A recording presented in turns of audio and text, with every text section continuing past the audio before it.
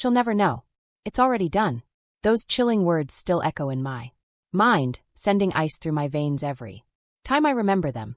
But I'm getting ahead of myself. Let me start from the beginning, when I thought I was living the perfect love story instead of walking straight into a nightmare. My name is Amelia Collins. I'm 34 years old, and until 3 weeks ago I believed I was engaged to the most wonderful man in Kansas City, Missouri. Benjamin Torres seemed like everything I'd ever dreamed of. Charming, successful, and completely devoted to me. He worked as a financial advisor for Fiancé Corporation, always impeccably dressed and carrying himself with the kind of confidence that made heads turn. When he proposed 6 months ago on a hiking trail overlooking the city, I thought my life was finally falling into place. But that evening 3 weeks ago changed everything. We just finished dinner at our favorite restaurant downtown, and I was exhausted from planning our upcoming honeymoon to Costa Rica. Benjamin had suggested we go somewhere adventurous, somewhere we could hike and explore remote areas together. I loved that he shared my passion for outdoor adventures, or so I thought. When we got home to my apartment, I excused myself for a shower, leaving my phone on the kitchen table. I'd been having problems with it lately, and the voice recording app had been turning on randomly. I figured I'd deal with it later, but I never imagined that malfunction would save my life.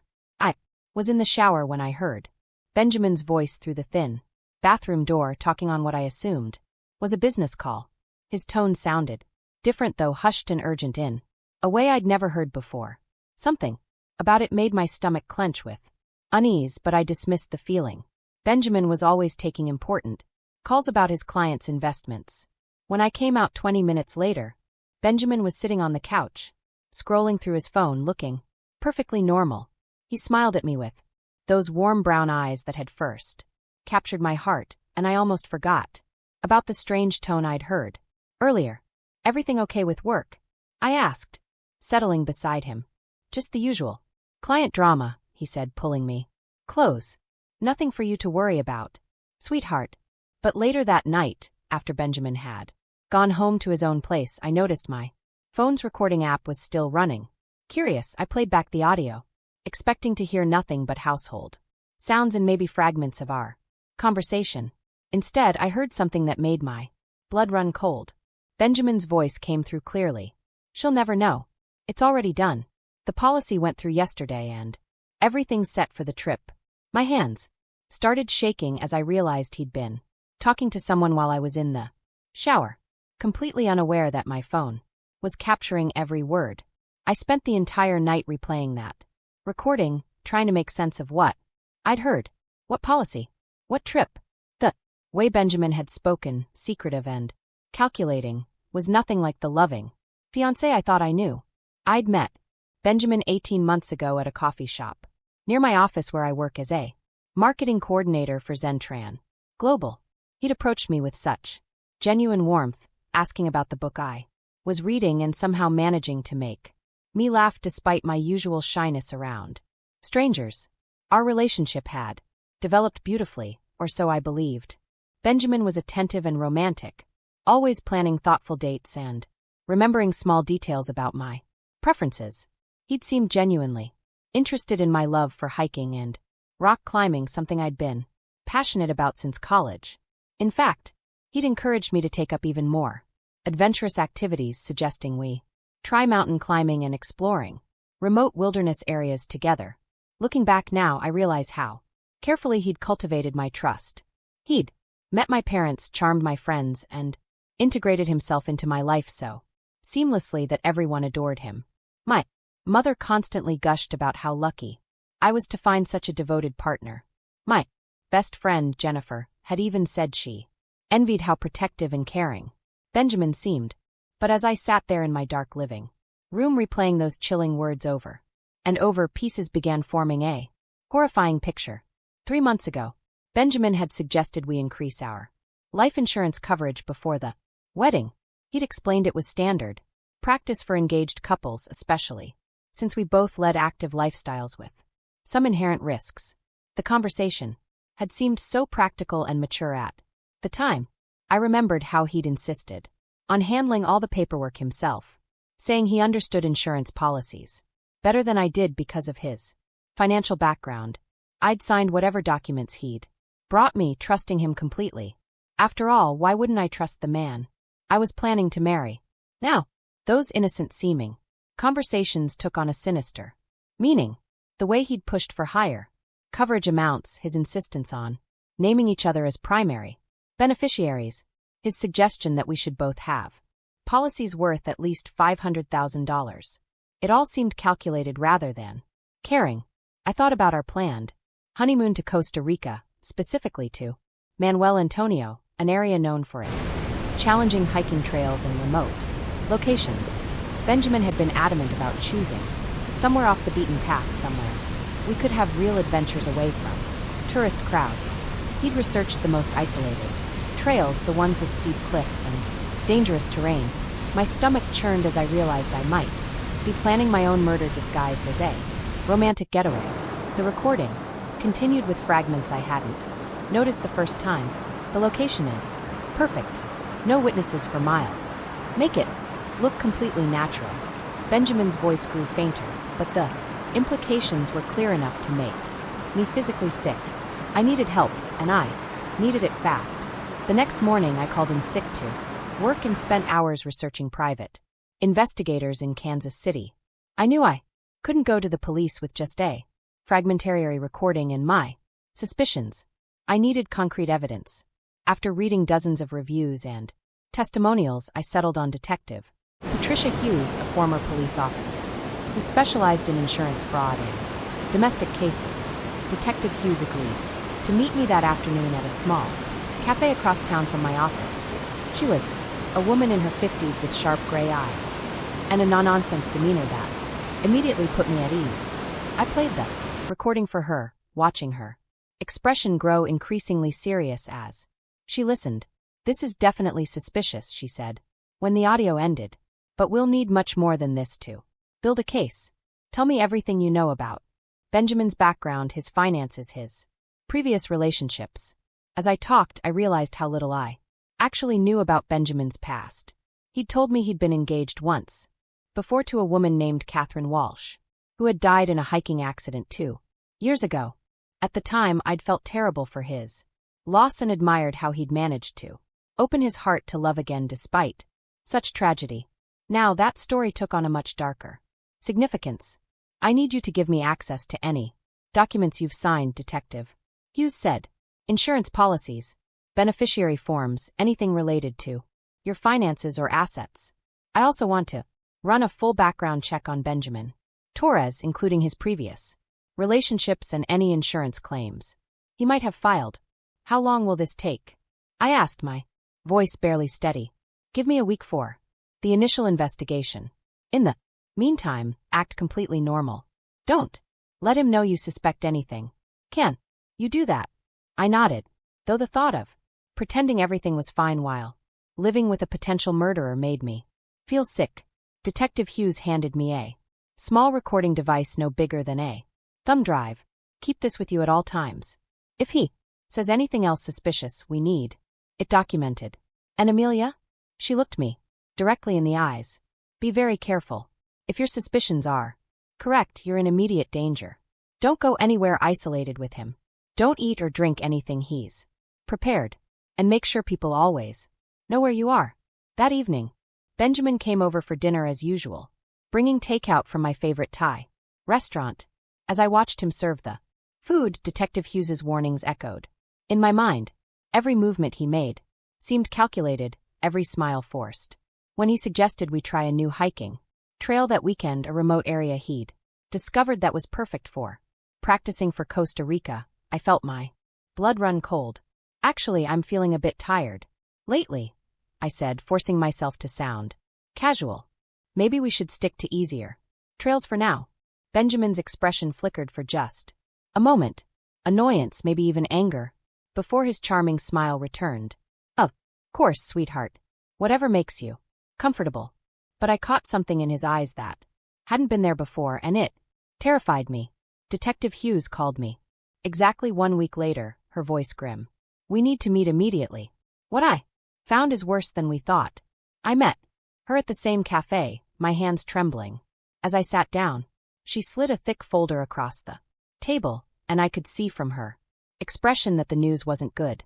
Benjamin Torres isn't just planning to kill you for insurance money, she said. Quietly. He's done this before. Catherine Walsh, his previous fiancée, didn't die in a hiking accident. She was murdered. My heart stopped. What do you mean? I pulled the police reports from her death. Catherine was found at the bottom of a cliff in Colorado during what was supposed to be a romantic weekend getaway. Benjamin claimed she slipped while they were hiking alone. There were no witnesses, no signs of struggle, and the investigation was closed as an accidental death. Detective Hughes opened the folder. But here's what's interesting. Catherine had a $500,000 life insurance policy with Benjamin as the primary beneficiary. Sound familiar? I stared at the photographs of a beautiful young woman with dark hair and a bright smile. Catherine looked happy. In every picture, completely unaware that her loving boyfriend was planning her murder. There's more. Detective Hughes continued. I've been monitoring Benjamin's activities this past week. He's been meeting with someone who deals in untraceable substances, specifically drugs that can simulate heart failure. He's also been researching remote hiking locations in Costa Rica, paying particular attention to areas with dangerous cliffs and no cell phone coverage. She pulled out printouts of Benjamin's internet search history. My stomach lurched as I read the searches. Natural-looking heart attack drugs, undetectable poisons, remote hiking trails, Costa Rica, staging accidental deaths, life insurance payout time frames. How did you get this? I whispered. Benjamin's not as smart as he thinks he is. He's been using the public computer at the library downtown for his research, probably thinking it would be untraceable. But he didn't count on security cameras recording his screen sessions. Detective Hughes pointed to timestamps on the documents. These searches were all conducted in the past month, right?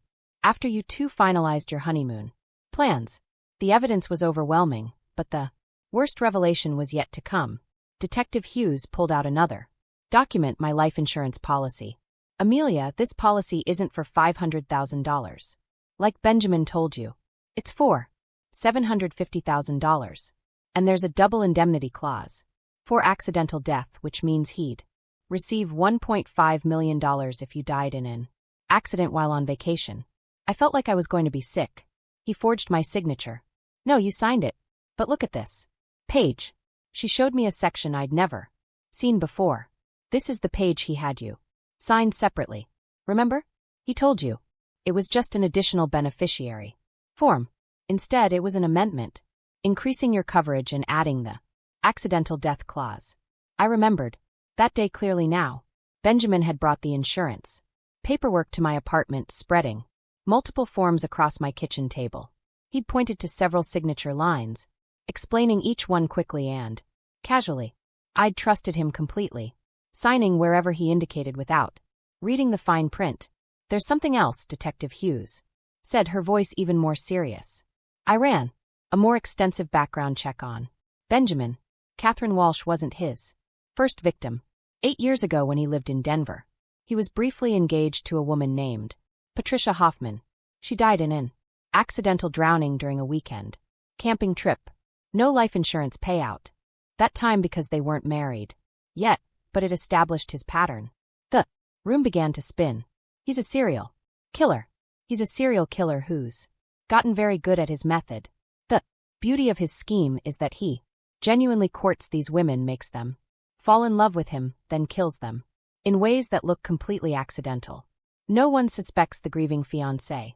I thought about all the times Benjamin had been so loving, so attentive, so perfect. It had all been an elaborate performance, a carefully constructed lie, designed to get me to sign my own death warrant. What do we do now? I asked. Detective Hughes leaned forward. Now we set a trap. The plan Detective Hughes outlined was both brilliant and terrifying. We would let Benjamin proceed with his scheme, while gathering irrefutable evidence of his intent to commit murder. I would wear a wire during our conversations, continue acting normally, and document every step of his plan. The key is to get him to explicitly state his intentions.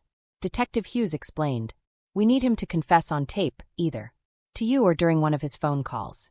Right now we have circumstantial evidence and strong suspicions, but a good lawyer could create reasonable doubt. We need a confession. That evening, I sat in my apartment, wearing the tiny recording device. Detective Hughes had given me waiting for Benjamin to arrive for dinner. When he knocked on my door, I took a deep breath and forced myself to smile as I let him in.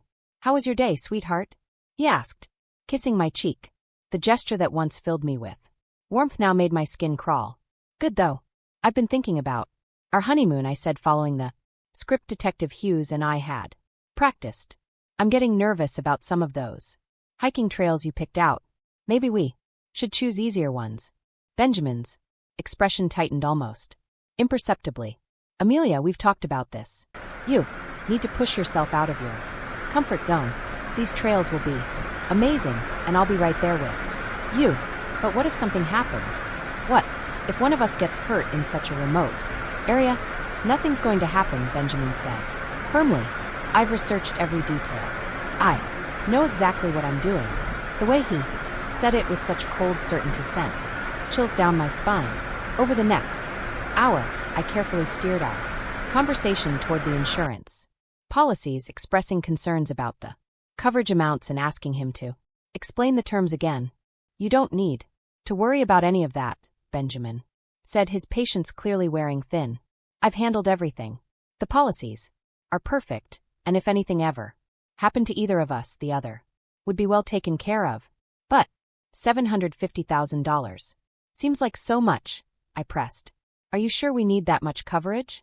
Benjamin went very still. What did you say? My heart hammered against my ribs. I'd made a mistake. I wasn't supposed to know the real amount. I thought you said $750,000. No, Amelia. I told you $500,000. Where did you get that number? Think fast. I told myself. I must have misremembered. The insurance agent mentioned different amounts when he called last week, and I got confused.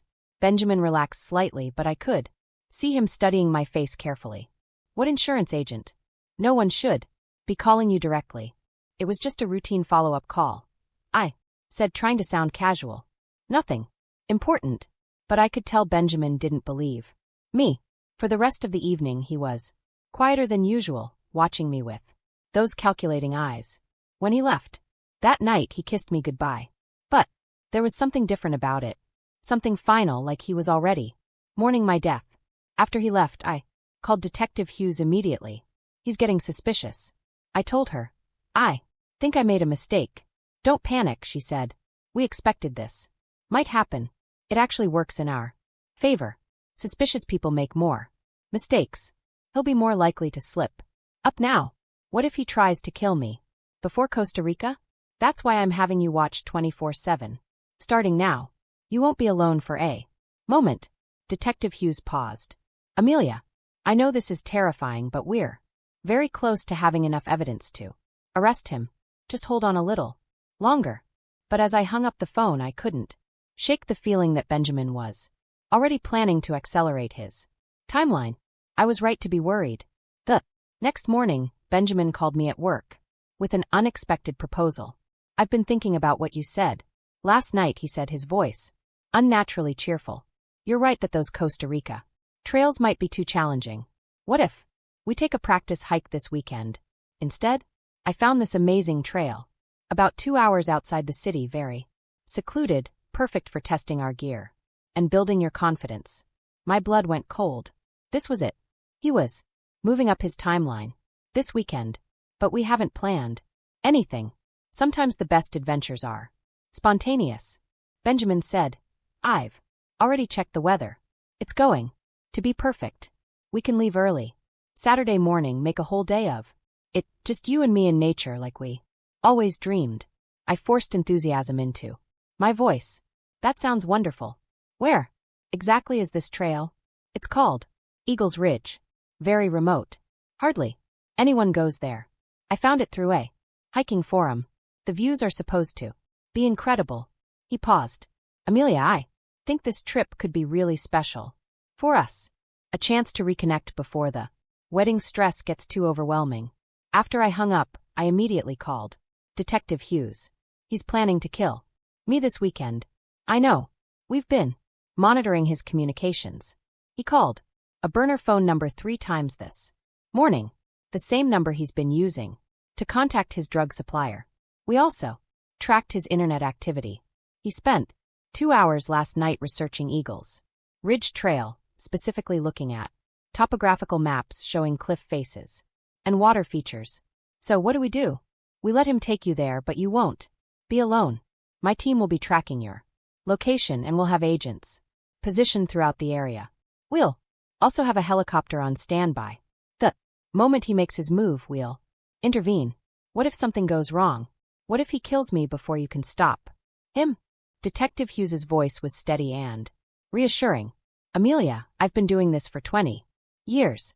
We won't let that happen. But we need him to actually attempt the crime before we can arrest him for attempted murder. Right now all we have is conspiracy and insurance fraud. We need to catch him in the act. That evening, Benjamin came over to help me prepare for our hiking trip. He was more animated than I'd seen him in weeks, talking excitedly about the trail and what we should pack. Watching him plan my murder with such enthusiasm was surreal and horrifying. Make sure you bring plenty of water, he said, checking my backpack. And these energy bars I picked up, they're supposed to be amazing for stamina on long hikes. I noticed he kept the energy bars in a separate bag, claiming he wanted to surprise me with them during our hike.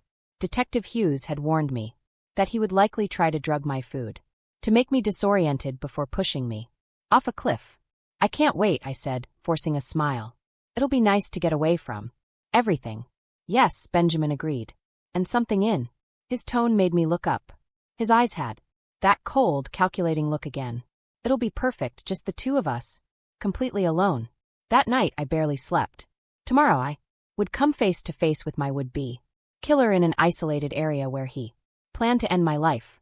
The only thing standing between me and death was Detective Hughes's team and the wire-eyed be wearing. As I lay awake, I wondered how many women before me had spent their last night alive trusting Benjamin completely, never knowing that the man they loved was planning their murder. Catherine Walsh, Patricia Hoffman, and who knew how many others. All of them gone because they'd fallen in love with a monster. But I had something they didn't have. I knew the truth. And tomorrow, Benjamin Torres was going to pay for every life he'd taken. Saturday morning arrived, gray and misty, perfect weather for a murder. Benjamin picked me up at 7 o'clock in the morning, his SUV loaded with hiking gear and a cooler full of food and drinks. He seemed relaxed and happy, humming along to the radio as we drove toward Eagles Ridge. You seem excited, I said, testing the recording device hidden in my jacket pocket. I love these kinds of adventures with you, Benjamin replied. Today's going to be really special, Amelia. A day we'll never forget. The sinister meaning behind his words wasn't lost on me. As we drove deeper into the mountains, cell phone coverage disappeared and the roads became increasingly remote. This was exactly what Benjamin had planned, an isolated location where my screams wouldn't be heard and my body might not be found for days. When we reached the trailhead, Benjamin was unusually solicitous, insisting on carrying my backpack and checking my hiking boots multiple times. We need to make sure you're completely safe out there, he said with apparent concern. I'd never forgive myself if anything happened to you. The trail was even more isolated than I'd imagined. We hiked for 2 hours without seeing another soul, climbing steadily through dense forest toward what Benjamin claimed were breathtaking cliffside views. Every step took us further from civilization and closer to the spot where he planned to kill me. Let's take a break, Benjamin suggested when we reached a clearing. You must be getting tired. He pulled out the energy bars he'd been so excited about, offering me one with an encouraging smile. These will give you energy for the tough part of the trail ahead. This was it, the moment Detective Hughes had warned me about. Benjamin was trying to drug me before we reached the cliff. I pretended to take a bite while actually palming the bar, then excused myself to step behind some trees. I need to use the restroom, I said. I'll be right back. As I walked away, I activated the emergency signal Detective Hughes had given me.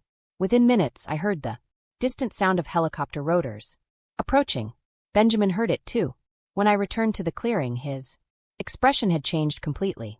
The mask of loving concern had slipped, revealing the cold killer underneath. "What's that helicopter doing here?" Benjamin demanded, his voice sharp with suspicion. "I don't know," I said, trying to sound innocent. "Maybe it's a medical emergency. Somewhere." But Benjamin was no longer buying my act. His eyes narrowed as he studied my face, and I could see the moment he realized I knew the truth about him.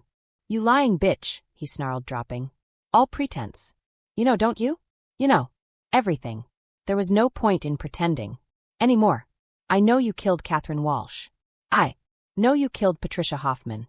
And I know you brought me here to kill me for the life insurance money." Benjamin's face twisted with rage and something else. Fear, as he realized his carefully constructed plan was falling apart. "How long have you known?" "Long enough to record everything," I said, pulling out the small recording device. "Every conversation, every plan, every sick detail of how you've been murdering women for years."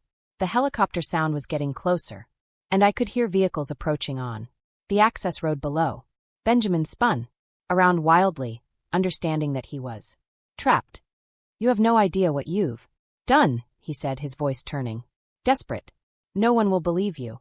I'm a respected financial advisor. You're just a crazy woman making accusations. Actually, the police already believe me. I said they've been building a case against you for weeks. The drug purchases, the internet searches, the insurance fraud, it's all documented." Benjamin's face went white as armed law enforcement officers emerged from the tree, guns drawn.